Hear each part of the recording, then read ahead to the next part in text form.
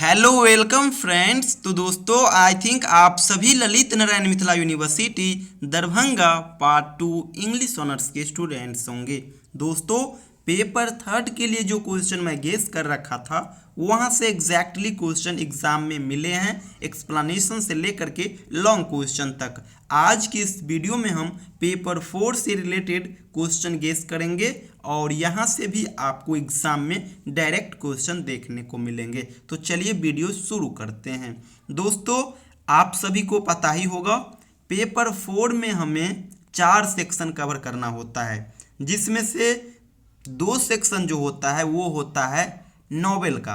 पहला हो जाता है फार फ्रॉम द मेडिंग क्राउड, ये नॉवेल है जो कि थॉमस हार्डी के द्वारा लिखा गया है। और एक है वुदरिंग हाइट्स, ये भी नॉवेल है और ये इमली ब्रोंटे के द्वारा लिखा गया है। इस दोनों से ही केवल 50 मार्क्स का क्वेश्चन पूछा जाता है। दोनों से एक एक लॉन्ग क्वेश्चन पूछा जाता है जो कि 17 मार्क्स का होता है और इन्हीं दोनों से एक एक एक्सप्लेनेशन का प्रश्न आएगा, वो 8-8 मार्क्स करके होंगे, यानी 25 मार्क्स वुदरिंग हाइट से और 25 marks far from the Madding crowd से। 50 मार्क्स आएगा केवल इन्हीं दोनों से, ये इतना कंफर्म है। उसके बाद दोस्तों 50 मार्क्स जो आएगा ये 2 सेक्शन से आएगा, एक होता है एस्से और एक होता है मॉडर्न शॉर्ट स्टोरीज। एस्से सेक्शन से हमें इन सभी को पढ़ना होता है और मॉडर्न शॉर्ट स्टोरी सेक्शन से हमें इन सभी को पढ़ना होता है। तो चलिए हम आज गेस करते हैं, क्योंकि सिलेबस में एस्से में आप लोग देख रहे होंगे 6 एस्से में दिया हुआ है और टोटल 4 से 5 शॉर्ट स्टोरीज में भी है, लेकिन हमें उतना को कवर नहीं करना है, हर सेक्शन से 2 करके करना है ताकि एग्जाम में मिल जाए। तो चलिए वीडियो शुरू करते हैं।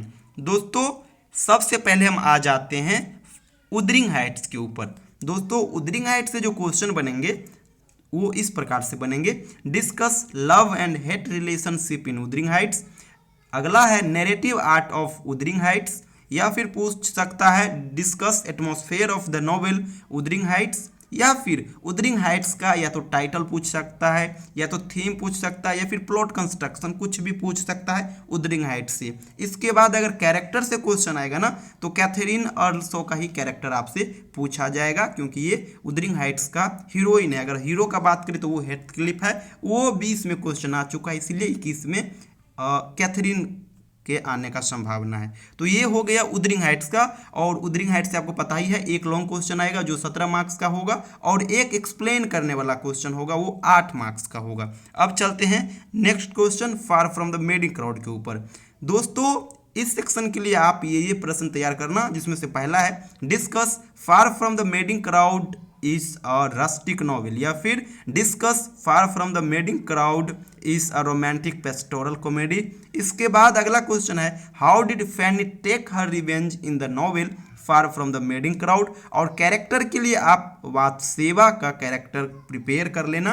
नेक्स्ट क्वेश्चन है discuss Hardy's art of characterisation with special difference to Far from the Madding Crowd, और एक इसी में है discuss Hardy's vision of life with special reference to Far from the Madding Crowd. यहां से भी एक लॉन्ग क्वेश्चन आएगा जो 17 मार्क्स का होगा और एक एक्सप्लेन करने वाला क्वेश्चन आएगा जो 8 मार्क्स का होगा, यानी 25 मार्क्स यहां से और 25 मार्क्स वुदरिंग हाइट्स। दोस्तों एक चीज आप लोग ध्यान में रखिएगा, अगर मान लीजिए वुदरिंग हाइट्स वाला क्वेश्चन अगर दूसरे नंबर पे आता है तो एक्सप्लेनेशन में जो ए नंबर का क्वेश्चन होगा ना वो वुदरिंग हाइट्स से ही होगा। अगर तीसरा प्रश्न अगर फार फ्रॉम मेडिंग क्राउड से आता है तो एक्सप्लेन में बी करने वाला जो होगा ये फार फ्रॉम द मेडिंग क्राउड से होगा। अगर सीधा अर्थ आप मान लीजिए जिस सीक्वेंस में ये नॉवेल दोनों आएंगे एग्जाम में उसी सीक्वेंस में एक्सप्लेन करने वाला भी होगा, बट थोड़ा आप अलर्ट रहना। ऐसे हम आपको सचेत कर दिए लेकिन ऐसा हमेशा नहीं होता है। अब चलते हम एस्से सेक्शन में।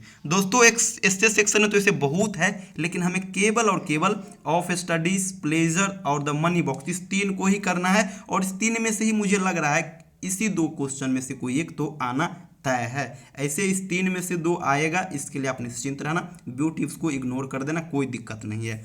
अगला है शॉर्ट स्टोरीज सेक्शन। दोस्तों आपको बता दूं शॉर्ट स्टोरीज सेक्शन में जो है ना 2 को आप प्रिपेयर करके चलना। एक हो गया डचेस एंड ज्वेलर, एक है बेसमेंट रूम। लेकिन एक चीज़ यहाँ पे और मैं आपको बता दूं, एक जो है ना बहुत इंपॉर्टेंट क्वेश्चन निकल के आता है शॉर्ट स्टोरी से, वो ये है ऑन गार्ड, GUARD। ये सिलेबस में मेंशन नहीं है लेकिन एग्जाम में बहुत बार पूछे गए हैं, तो इसीलिए आप लोग इस दोनों को तो तैयार करना ही करना, साथ ही साथ ऐसे करना आप लोग बेसमेंट रूम को डचेस एंड ज्वेलर को 100% तैयार कर लेना, और इन दो प्रश्न जो भी बताए हैं ऑन गार्ड और द बेसमेंट रूम, इसको आप 50-50% देख लेना केवल ढंग से, वैसे क्वेश्चन आने की संभावना है ए नंबर।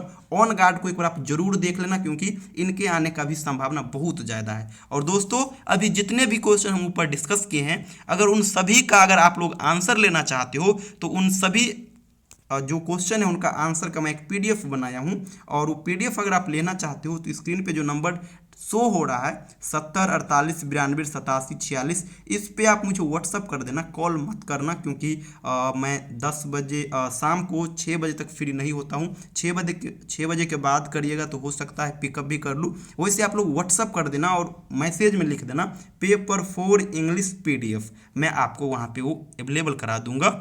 आपको 30 रुपये पे करना होगा केवल और केवल। थैंक यू सो मच दोस्तों।